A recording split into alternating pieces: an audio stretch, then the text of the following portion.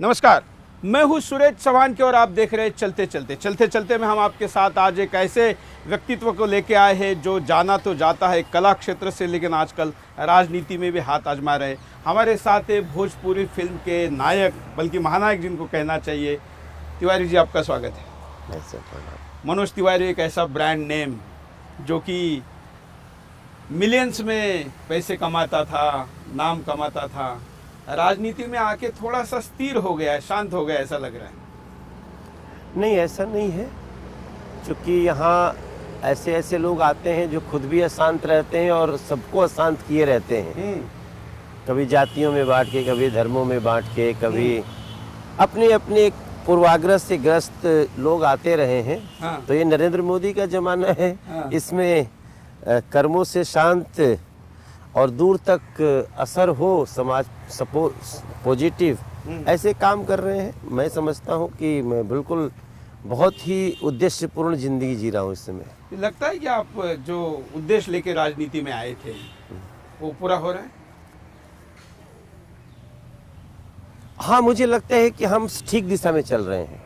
काफी टाइम लगा है आपने जवाब देने में। हाँ, क्योंकि बहुत इम्पोर्टेंट सवाल है और मैं नहीं चाहता कि मैं अपने दिल से अलग हटके। तो जिस प्रकार से मैं सब कुछ चाहता हूँ वैसा हो तो नहीं गया है, लेकिन दिशा और गति ठीक है।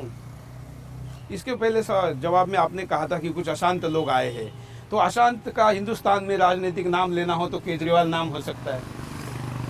नहीं, ये तो अशांत की भी परिभाषाएं तोड़ दिया लेकिन उस पे आपको भी अटैक नहीं करते हैं। कुमार विश्वास से आपकी बड़ी दोस्ती है। नहीं, ऐसा नहीं, दोस्ती अपनी जगह पे है। कुमार विश्वास एक कवि भी रहे हैं, तो जो कवि कुमार था ना, उससे जरूर मेरी थोड़ी दोस्ती थी। वो भी बहुत ज़्यादा गहरी नहीं, अन्ना के टाइम में थोड़ी मुलाकात हुई थी। लेकिन उन्होंने जो अपनी कविता का, जो अपनी शैली का जो दुरुपयोग किया है अरविंद केजरीवाल के साथ, मैं कभी इन लोगों को अपने से माफ़ नहीं कर सकता। लेकिन आप अटैक नहीं करते कभी आप पे? देखिए, अटैक हम ऐसा कुछ नहीं करना चाहते जो मर्यादा तोड़ दे। लेकिन मैंने बार बार कहा है कि राम वृक्ष, जो मथुरा का राम वृक्ष था, उसमें और अरविंद केजरीवाल में हमको कोई अंतर नहीं दिखता है। हमने बार बार कहा है कि ये अर्बन नक्सली है अरविंद केजरीवाल। ये विदेश के कुछ ऐसी शक्तियों का प्रतिनिधि है जो भारत के दुश्मन है। अब इससे ज्यादा मैं क्या कह सकता हूँ? ये तो मैं पहली बार आपके मुंह से सुन रहा हूँ। आप ऐसा बोलते तो बहुत अच्छी चीज है। ये सारी मेरी लाइनें हैं। यही जगाना चाहिए हिंदुस्तान को, यही मेरी लाइन है। आप तो देश के राजधानी के एक ऐसे महत्वपूर्ण क्षेत्र के एमपी है जहाँ पर सबसे ज्यादा देश विरोधी कार्रवाइयाँ चलती है। निश्चित रूप से हो सकता है कि वहाँ पे बहुत सारी ऐसी चीजें हैं जो अब तक मेरे ध्यान में नहीं आई हैं, और जो कुछ हो रहा है। बांग्लादेशी घुसपैठी है। हाँ, बिल्कुल है। दिल्ली में सबसे ज्यादा अगर कही है तो आपके क्षेत्र में है, और उनका उत्पात है, उत्पात। मैं ये इससे आप सहमत हूँ। नहीं, लेकिन आप कुछ करते क्यों नहीं उनके खिलाफ? देखिए, ये हमारा सिर्फ एक संसदीय क्षेत्र का मुद्दा नहीं है, ये हमारे पूरे राष्ट्र का मुद्दा है। और इस पे बहुत नींव के स्तर पे काम हो रहा है, और मुझे पूरा विश्वास है कि इस पे बहुत जल्दी आपको सुंदर नगरीय क्षेत्र है आपके यहाँ पर, जिस पे हमने काफी फोकस किया है। रमजान के दिनों में वहाँ पर 14 मंदिरों पे ताले लगाए गए, ये कहते हुए कि मंदिर से जो घंटी बजती है वो इस्लाम को, हमारे आस्था को ठेस पहुँचाती है, बंद हो गए। हमने न्यूज़ लगाई, दबाई, उठाई, लोग 20,000 लोग सड़क पे आ गए, फिर मंदिर खुल गए। एक एमपी के तौर पर लोगों ने आपको, क्योंकि वहाँ के लोग बहुत पीड़ित है, बहुत दबे हुए हैं, बहुत उनके ऊपर दबाव है, वहाँ की बच्चियों को अकेले गली से बाहर निकलना भी मुश्किल है, तो आपको एक बड़े भाई के तौर पर, एक सांसद ही नहीं, एक उनके प्रतिनिधि के तौर पर वो लोग देखते हैं, तो आपको नहीं लगता कि उनको कंधे से कंधा मिला लगाकर आपने लड़ना चाहिए?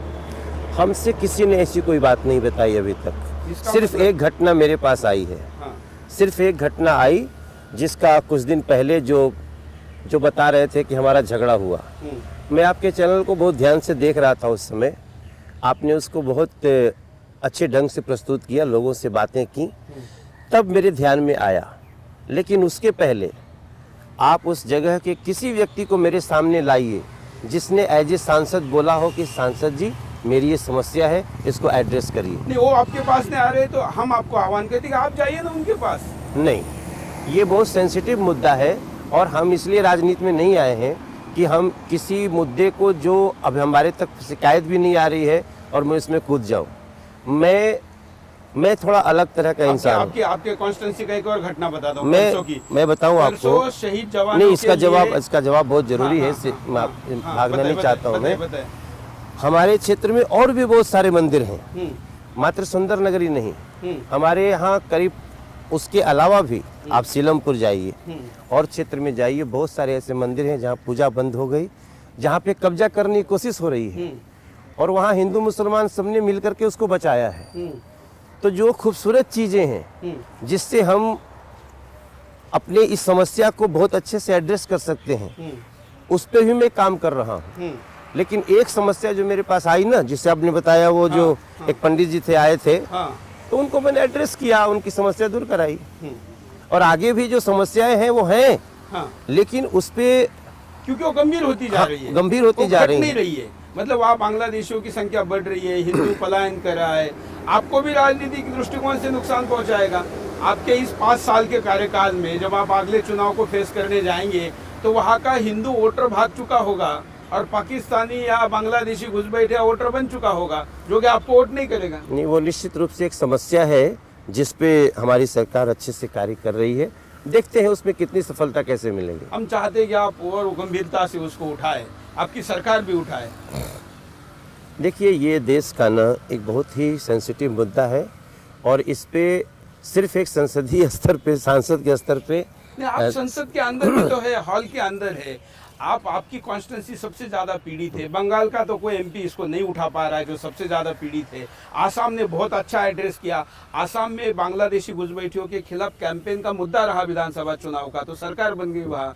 तो यहाँ पर भी ये हो सकता है। नहीं, सुंदर नगरी क्षेत्र में कुछ लोग ऐसे भी हैं असामाजिक तत्व जो जानबूझ के इस मुद्दे को अलग ढंग से उठाते हैं और मैं उनको चिन्हित किया हूँ। समय आने पे वो सारे किसी समाज से हों, मैं उनमें मेरी नज़र है, मैं बिना किसी दबाव में आए, जो ऐसे लोग भी हैं जो जानबूझ के उसको गलत मुद्दा बनाते हैं वो भी, और जो असली मुद्दे को एड्रेस नहीं करते हैं, वो सब मेरे जानकारी में हैं और मैं सयाने पे उनका सब रिपोर्ट तैयार हो रहा है। चलिए, अभी परसों वहाँ शहीदों के लिए कैंडल मार्च निकला था और उस कैंडल मार्च का विरोध हुआ, जबकि शहीदों का पूरे देश भर में समर्थन हो रहा है और होना भी चाहिए। लेकिन यहाँ पर उस कैंडल मार्च का विरोध हुआ, तोड़फोड़ हुई। अब तो जानते हैं वहाँ पर रात को 2 बजे तक लोग सड़क पर थे। हमने अकेले नहीं न्यूज़ चलाई, दिल्ली पुलिस कहती कि आप ऐसे न्यूज़ क्यों चलाते हैं, वहाँ से टेंशन बढ़ता है। नहीं, इसमें तो कोई दो राय नहीं है कि बांग्लादेशी घुसपैठियों ने हमारे दिल्ली क्षेत्र के उस कई क्षेत्रों में और खास तौर से मेरे क्षेत्र में बहुत ही जड़े जमा ली हैं और जो जेएनयू में होता है, जो कश्मीर में पत्थरबाज करते हैं, उससे भी ज़्यादा खतरनाक वो हैं। वो अपनी कार्यवाही छुप छुप के करते हैं। उनसे हर समाज के हर उस व्यक्ति को सतर्क रहने की ज़रूरत है और सबसे बड़ी ज़रूरत है एक ऐसे पॉलिटिकल विल की जिस पे हमारी सरकार काम कर रही है। हम तो चाहते हैं कि आपको तो गृह राज्य मंत्री वगैरह बना देते तो उस कॉन्स्टिट्यूंसी में कम से कम बांग्लादेशी घुसपैठियों पे आपका कोई प्रभाव पड़ सकता था। नहीं, देखिए, मैं सब क्या है ना कि मैं इस मुद्दे को बहुत गंभीर मानता हूँ और बार बार हमारे संसद में भी तो ये मामला उठता ही रहता है। तो हम चाहते हैं कि ज़्यादा कहने की बजाय उस पर ठोस कार्रवाई करने की जरूरत है। चलिए, हम आशा करते हैं कि अगली बार संसद का सत्र होगा तो बांग्लादेशी मुद्दे को आप सबसे ज़्यादा उठाएंगे, हम आपको उसके लिए और कंटेंट भी देंगे। Thank you. इसके साथ साथ आप बिहार से है और जो भी पूरा पूर्वोत्तर क्षेत्र है उस क्षेत्र में आपका बहुत अच्छा प्रभाव है। भोजपुरी और फिल्म, बॉलीवुड, इससे आप जुड़े हैं। आज बॉलीवुड में पाकिस्तानी कलाकार, ये भी बड़ा मुद्दा है। आपका इस पे कोई बहुत बड़ा बयान नहीं देखा। हाँ, बयान तो आपने नहीं देखा है। एक बड़ा सेंसिटिव मुद्दा है। जब हम ये कहते हैं कि बलूचिस्तान में अन्याय हो रहा है, गिलगित में अन्याय हो रहा है, बाल्टिस्तान में अन्याय हो रहा है, अगर मान लीजिए कोई बलूच कलाकार हो और वो भारत में शरण लिए हुए, तो फिर हम इसको भगा दें, ये भी तो ठीक नहीं। अलग शब्द है, शरण लेना अलग शब्द है। राजनीतिक किसी को शरण देना और उसको यहाँ पर रोजी रोटी या उसके काम इसको को देना, ये शरण लेने नहीं आए हैं। ये तो शाहरुख खान जैसे लोगों के आश्रय से यहाँ पर आते हैं, महेश भट्ट जैसे बदमाश लोगों के आश्रय से आते हैं और यहाँ पर हिंदू लड़कियों से या भारत की लड़कियों से शादी करके यहाँ का वीज़ा लेते हैं। वहाँ की लड़कियाँ 2 लाख रुपए में जो पाकिस्तानी फिल्म में पूरा रोल करती है, यहाँ पर 5-5, 7-7 करोड़ रुपए देके उनके पैसे को ब्लैक का व्हाइट किया जाता है, जो पैसा यहीं पर फिर देश विरोधी कार्रवाई में चलता है। उनकी तुलना बलोच कलाकारों से नहीं हो सकती। आपकी बात से मैं पूर्णतया सहमत नहीं हूँ, क्योंकि आपकी बातों में कई जगह मिस इन्फॉर्मेशन। एक उदाहरण बताइए। जैसे आपने कहा ना 2 लाख पाने वाले यहाँ 7 करोड़ पाते हैं, असंभव। मैं आपको नाम देता हूँ, लिस्ट देता हूँ। नहीं, आपने जो कहा 2 लाख पाने वाले और 7 crore, this is wrong. No, 2 lakh रुपए फिल्म में काम करने वाली लड़की यहाँ आने के बाद 7 करोड़ रुपए तक उसको ऑफर किए गए। देखिए, आपको बताऊं, सिनेमा वाला ना बहुत ही सोच समझ के और किसकी क्या वैल्यू है उसके अनुसार काम करता है। वो मेहनत के जब लगते तब होता है।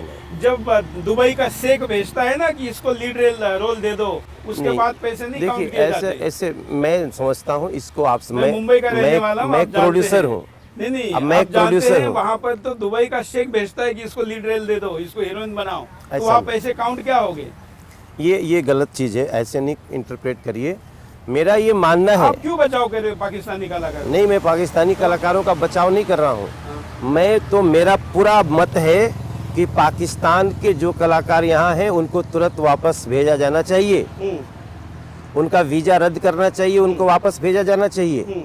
लेकिन ये जो एक जो संभावना है जहाँ से आप ये भी कहते हैं कि बलूच आए तो स्वागत है ना, हम करेंगे, हम स्वागत आपको कैसे पता उसमें जो बलूच पाकिस्तान है कि नहीं? हाँ, तो ये नहीं है बलूच पाकिस्तान है कि नहीं? गिलगित पाकिस्तान है कि नहीं? बलूच बेचारे को बाल्टिस्तान पाकिस्तान है कि नहीं? फिल्म देखना मुश्किल नहीं। आप क्या करेंगे? सुनिए, देखिए, एक समय में 2 तरह की बातें मत करिए। मैं आपको इसी इंटरव्यू में बताता हूँ। हम देश के प्रधानमंत्री को आह्वान करेंगे, अगर देश का कोई बलूच अभिनेता है उसको परमानेंट वीजा दीजिए। हाँ, यही बात मैं बोल रहा हूँ। ये देखे बगैर आप कैसा उनका समझ? मैं इसलिए आपसे बोल रहा हूँ कि आप एक तरफ तो कहते हैं कि हम उनको बचाएंगे भी, और एक तरफ एक लाइन से कहेंगे नहीं, हम ये कहा कर रहे हैं। पाकिस्तानी जनरल की बेटी, जो पाकिस्तानी सेना का जनरल जो है, जो हिंदुस्तान की फौज पे बंदूकें ताने रहता है, मेरी बात समझने, मैं क्या कह रहा हूँ ना, आप मेरी बात समझने की कोशिश ही नहीं कर रहे हैं। ये बड़ा सेंसिटिव मुद्दा है। इसमें मुद्दे को आप सेंसिटिव कहेंगे और उससे दूर भागेंगे तो कैसा चलेगा? ये सेंसिटिव नहीं है। क्या सेंसिटिव है? ये इतना सेंसिटिव है कि 1 मिनट उनको भारत की भूमि पे रहने नहीं देना चाहिए। अब देखिए, आप एक चैनल चलाते हैं, आप ऐसा बोल सकते हैं, लेकिन जब सरकारें चलती है ना, उसका एक अंतर्राष्ट्रीय रूल रेगुलेशन है। आप इसके खिलाफ नहीं बोलेंगे तो आपको भी मौला गाना पड़ेगा। आप ये जो बातें कह रहे हैं ना, जितनी आसानी से आप पत्रकार लोग कह देते हैं, हमें कहने में उसको और करने में थोड़ा समय लगता है। चलिए, हम आशा करते हैं कि वो समय जल्दी आए, तो लोगों को निराशा ना हो कि एक कलाकार को हमने चुन के भेजा और वो पाकिस्तान के खिलाफ नहीं बोल रहे। आपको पता नहीं है, मैंने गाना गाया था, खाली कारगिल नहीं पूरा पाकिस्तान चाहता। आपको मेरा हिस्ट्री भी नहीं पता है? नहीं, ये तो नहीं, आपको पता ही नहीं है। मेरा गाना था, आतंकवाद मिटाना है तो पाकिस्तान मिटा डालो। आप मेरे बारे में स्टडी नहीं किया अभी। आपको एक एमपी के नाते इंटरव्यू नहीं करे। हमने तो इस शो में किसी एमपी को लिया नहीं है। आप ऐसे कलाकार है जिसकी पॉपुलैरिटी करोड़ों में है, ऐसा व्यक्ति क्यों नहीं बोलता, क्यों चुप रहता है? ये लोगों, आपको पता है, मैं जो आपको सवाल पूछ रहा हूँ, ये सवाल सोशल मीडिया आप अपनी जानकारी से पूछ रहे हैं ना। हाँ। आपको भी पता ही नहीं मनोज तिवारी क्या है? बताइए ना, इसलिए तो आए हैं। आपके चैनल से थोड़ी पता चल जाएगा, सबको पता है मैं क्या हूँ। अरे तो ये निराशा मैं आपको, देखिए, मैं आपको एक बात कहना चाहता हूँ। ये जो सारी चीजें जिस तरह से आप अपने चैनल पे रखते हैं ना, उसमें थोड़ा जानकारी भी लाइए। उन जानकारियों, आप एक आदमी 2 आदमी किसी के कहने से आप एक बहुत बड़ी बात कह देते हैं। आपका चैनल अच्छा टॉपिक उठाता है, लेकिन आपके चैनल पे कभी कभी, मैं सुंदर नगरी के मामले में ही मैं बोलूँ, मुझे बहुत दुख हुआ था जब कुछ लोग दलाल जैसे लोगों के कारण उसको आपने इंटरप्रेट किया, उससे मुझे दुख हुआ।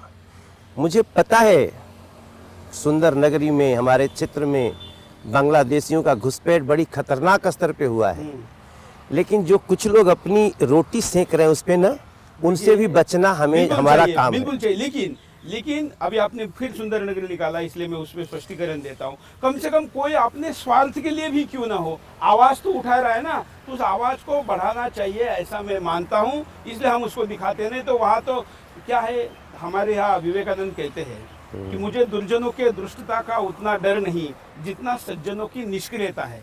ऐसे सज्जन क्या काम के जो निष्क्रिय बैठे, इसके खिलाफ बोलते नहीं है। थोड़ा सा दुर्जन होगा तो चलेगा। बाल ठाकरे कहते थे कि कांटे से कांटा निकालना है, तो मुझे ऐसे लोगों को समर्थन करना पड़ेगा। तो मैं कहता हूं कि मेरे पास कोई बदमाश भी मुद्दा लेके आता है ना बांग्लादेशियों का, उस बदमाश को भी मैं मुद्दे को उठाऊंगा। नहीं, वो हमारे देश, हमारा सरकार, इस सरकार पे भरोसा करें, आप भी और इस देश का लोग भी। इन सारी चीज़ों का बहुत उपयुक्त और कड़ा निदान होने की तैयारी में है। चलिए, अब हम थोड़ा आगे बढ़ते हैं। उत्तर प्रदेश में चुनाव आ रहे हैं, आपका रोल बढ़ रहा है। नहीं, उत्तर प्रदेश में हमारी सरकार बनेगी। उत्तर प्रदेश में जो समस्याएं हैं उसको उत्तर प्रदेश की सरकार एड्रेस भी नहीं कर रही है। और इस देश की समस्याएं यही है भाई, कि जो समस्याएं हैं उसको लोग आंख बंद करके चले जाते हैं। हमारा, हाँ, इग्नोर करते हैं। हम इग्नोर करने वालों में नहीं हैं, लेकिन जिस पाप को लोगों ने 60 साल में फैलाया, उसे काटने के लिए 8 साल तो दीजिए। ठीक है, आप 8 ही मांग रहे हैं, मध्यावधि चुनाव कराने के अगली बार में। नहीं, 8 साल में, 7-8 सालों में उस सब कुछ दिखेगा। वो तो अभी भी दिख रहा है, ऐसा नहीं है। मतलब 2 साल में भी दिख रहा है, मोदी का असर दिख रहा है, उसको हम नहीं नकार रहे। लेकिन होता क्या है कि जब सचिन तेंदुलकर बैटिंग पे उतरते थे ना, तो लोगों को लगता था कि सेंचुरी होनी चाहिए और हर ओवर में 6 मरना चाहिए। तो जब मोदी को लोग देखते हैं तो लोगों को लगता है कि ये मनमोहन नहीं है ना, तो अपेक्षा तो ज्यादा रहेगी। देखिए, जब हम लोगों का 1 साल पूरा हुआ तो हमने क्या कहा, अभी तो शुरुआत है। हमने कहा शुरुआत है। जब 2 साल हुआ तब हमने कहा है मेरा देश बदल रहा है, आगे बढ़ रहा है। 2 साल में हमने बोला बदल रहा है, आगे बढ़ रहा है। जब हमारा प्रधानमंत्री, हमारी पार्टी खुद कह रही है कि हमारी जो भी अचीवमेंट है ना, हम जस्ट निकले हैं। आप सबका, आपका ये चैनल, इस देश के बाकी, क्योंकि आतंकवादी सिर्फ सीमा पे नहीं है, अंदर ज्यादा है, अंदर ज्यादा है। तो हम कह रहे हैं ना, आपके कॉन्स्टिट्यूंसी में सबसे ज्यादा है। तो हम तो बार बार इस बात को कह रहे हैं कि भारत सहता आया है उनके उन दुर्गम प्रहारों से, और ज्यादा खतरा है अपने देश के अंदर छिपे हुए गद्दारों से। बिल्कुल। तो देश के अंदर छुपा हुआ है तो थोड़ी सी उनके लिए नहीं, हम टाइम देने को तैयार नहीं ना, और आप टाइम दे रहे हैं, प्रॉब्लम है। नहीं, हम टाइम नहीं दे रहे हैं। हम यूपी पे बात करते हैं। उत्तर प्रदेश में जिस प्रकार से जाति का बंटवारा करके, जिस प्रकार से भ्रष्टाचार से, गुंडागर्दी से, बंदूक के बल पे लोगों ने एक चला दिया, 5 साल तू चलाओ, 5 साल तू चलाओ, 5 साल तू चलाओ। अब उत्तर प्रदेश की जनता इससे तंग आ चुकी है। और मैं सबसे प्रार्थना करने निकला हूं कि अगर आपको लगता है कि आपने 73 सीट दे करके नरेंद्र मोदी जी को एक कार्य सौंपा, तो आप उसको जरूर समझें कि ये 40% वर्क है, और उस 40% में आपने बहुत सारी चीज़ें, आपकी बेटी के लिए सुकन्या, आपके किसान के लिए फसल बीमा, आपकी रसोई के लिए उज्ज्वला योजना, गरीब व्यक्ति के लिए जनधन, हमने सारी सिक्योरिटीज़ की व्यवस्था की। अगर आप चाहते हैं उत्तर प्रदेश के, हम भी उत्तर प्रदेश से हैं, हम सब चाहते हैं कि इस सरकार का असली जो उद्देश्य है पूरा हो, उत्तर प्रदेश का सबका साथ सबका विकास के आधार पर विकास हो, तो उनको एक बार हमको मौका दें पूर्णतया। क्योंकि उनको पता है कि यहाँ तो मुख्यमंत्री चाह लेता है तो हमारे पैसा जाने के बाद भी काम नहीं होता है, सड़क नहीं बनती है, विकास नहीं होता। बिल्कुल, वहाँ तो परिवार के विवाद से टाइम मिले तब आगे देश और बाकी राज्य और बाकी चीजें हैं। आपको अगर राज्य की राजनीति में जाने के लिए कहा जाए तो क्या उत्तर प्रदेश या दिल्ली, कौन सी राजनीति में जाना पसंद? नहीं, मैं दिल्ली में हूँ, और दिल्ली देश है, यहाँ तो सब समाहित है। ये तो मेरा सौभाग्य है कि मुझे दिल्ली में दिल्ली का सांसद बनने का मौका मिला है, तो आपके किसी समस्या को हमने ये नहीं कहा कि ये मेरी समस्या नहीं है। पूरे देश के हर हिस्से से, उरी से लेके सुंदर नगरी तक, सीलमपुर से लेके, और बिहार में जो हमारे लड़के सड़क पे गोली खा के मर रहे हैं, वो सारी चीज़ें हमारी समस्या है। उत्तर प्रदेश में वो दादरी से लेके हर जगह तक जो समस्याएं हैं वो हमारी हैं, उसको हम एड्रेस कर रहे हैं। दिल्ली का प्रदेश अध्यक्ष बदलना है बीजेपी का, आपका नाम भी चल रहा है। हमको अच्छा लगा जब मैंने नाम देखा ना मीडिया पे, तो मुझे अच्छा लगा। अच्छा क्या लगा, क्या मनोज तिवारी तुम तो सेलिब्रिटी हो, सब लोग बोलते हैं तो सेलिब्रिटी हो, तुम्हारे 2 साल के कर्मों के आधार पे तुमको ऐसा सोचा जाने लगा, तो मैं जाके अपना ऐसे पीठ थपथपाया कि मनोज तिवारी, इसका मतलब तुम ठीक कर रहे हो, लेकिन अभी काफ़ी समय लगेगा। ऐसे ये बहुत बड़े पद हैं। फिर हम लोग थपथपा ऐसा करिए ना, सीएम के कैंडिडेट बनिए दिल्ली के, इतना काम करिए। नहीं, सीएम कैंडिडेट के लिए हमारे पार्टी में बहुत अच्छे अच्छे लोग हैं। आप भी तो अच्छे हम उनके हेल्पिंग हैंड बनना चाहते हैं, हेल्पिंग हैंड बनना चाहते हैं। अच्छे नहीं, ऐसा क्यों कह रहे हैं?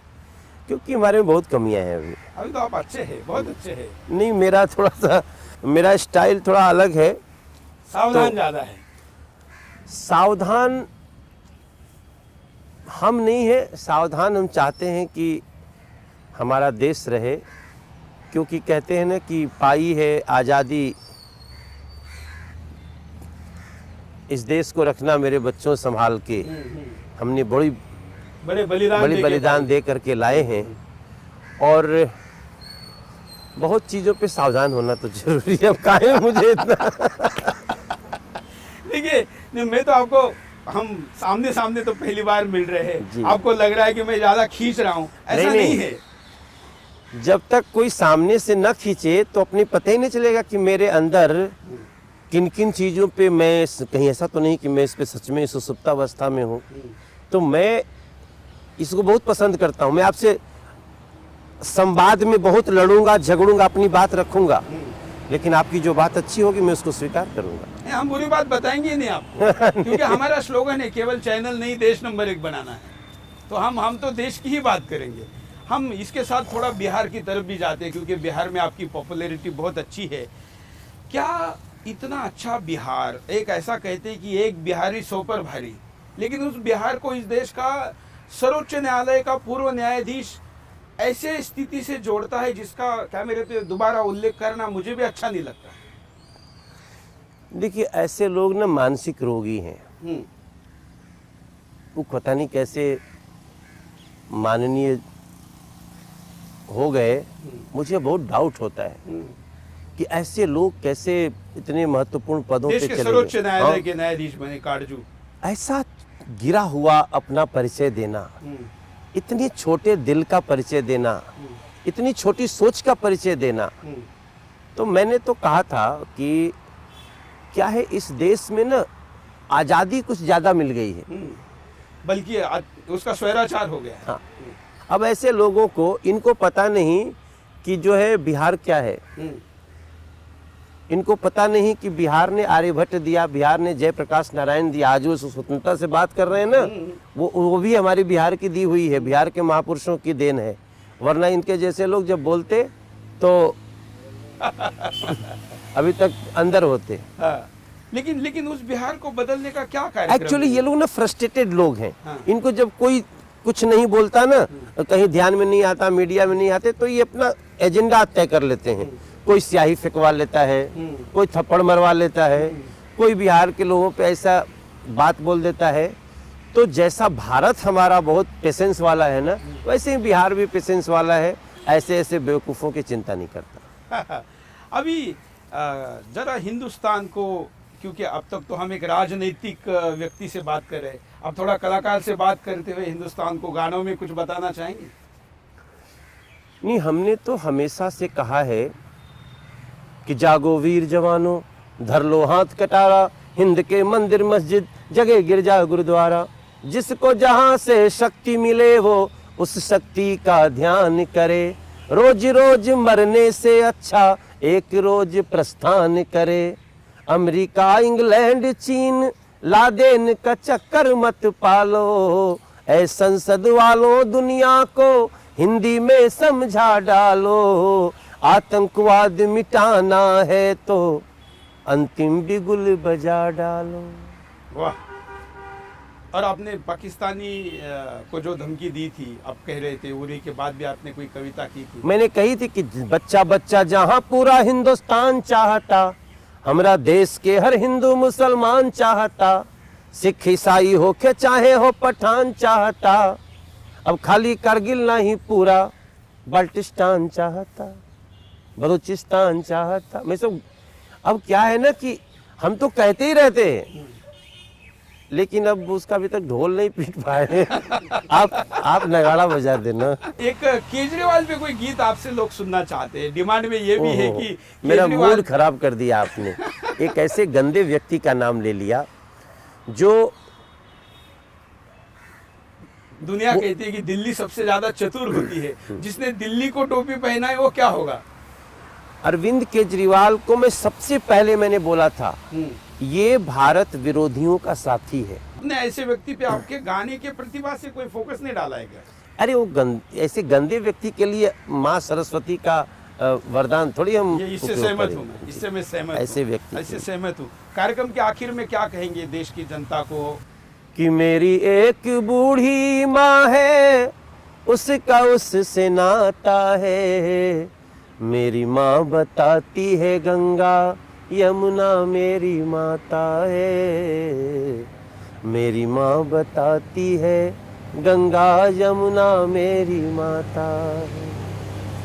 धोएगी कब तक गंगा तेरे मेरे पाप को, बच्चों को बताना होगा अपने अपने बाप को।